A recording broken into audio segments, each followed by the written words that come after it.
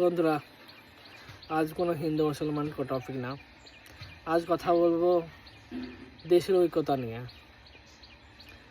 ভারতের মানুষ যতদিন এইসব হিন্দু মুসলমান মন্দির মসজিদ এগুলো ভাববে না, ততদিন ভারতের কোনো উন্নতি হবে না।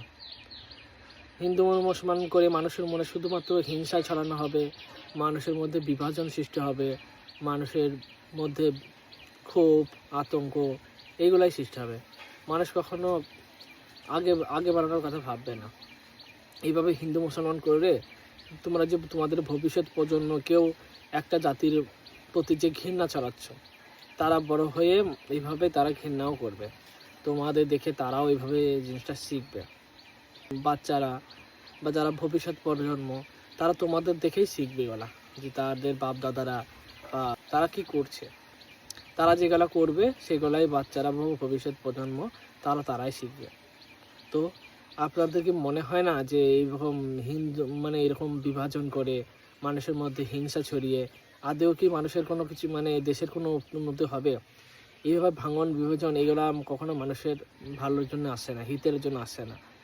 দেখেন, এইভাবে যদি মানুষ একটা হিন্দু মুসলমান করে বিভাজন করে যদি দেশের আগে হতো না, তাহলে প্রতিটা দেশে এরকম একটা হতো। এভাবে বিভাজন করে কখনোই দেশের উন্নতি হয় না। আজ আপনারা শুধুমাত্র রাজ্যেরই কোনো একটা নেতা কোনো একটা জাতির পক্ষে যদি একটা কথা বলে, উল্টোপাল্টা কথা বলে, তো সে তাদের কাছে হিরো হয়ে যায়। দেখো, তাদের কাছে হিরো হয়ে যাচ্ছে। আজ আসামের মুখ্যমন্ত্রী হিমন্ত শর্মা, সে প্রকাশ্য মুসলমানদের বিরুদ্ধে কথা বলছে। সে মুসলমানদের রিক্সা চালকের প্রতি বলছে যে তাদের যদি 5 টাকা ভাড়া হয় তাদের 4 টাকা দেবে। এইভাবে যদি একটা রাজ্যের মুখ্যমন্ত্রী প্রকাশ্যে যদি একটা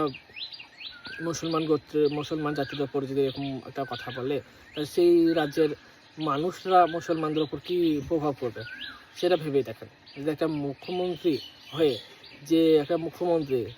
যে সে সবার মুখ্যমন্ত্রী, সে হিন্দু ধর্মের মুখ্যমন্ত্রী, সেই রাজ্যের মুসলমানদেরও, সেই রাজ্যে আরও যদি অন্য কোনো জাতি থাকে তাদেরও সে মুখ্যমন্ত্রী। তো একটা মুখ্যমন্ত্রী হয়ে সে এইভাবে একটা জাতির পক্ষ নিয়ে অন্য সব জাতিদেরকে এইভাবে কীভাবে বলতে পারে? সে মুখ্যমন্ত্রী কি এইভাবে থাকার যোগ্য? আজ উত্তরপ্রদেশে এরকম প্রকাশ্যে তারা রাস্তায় নামাজের জন্য বিরোধিতা করছে। আচ্ছা, রাস্তায় নামাজ পড়া হবে না, ঠিক আছে, মানলাম।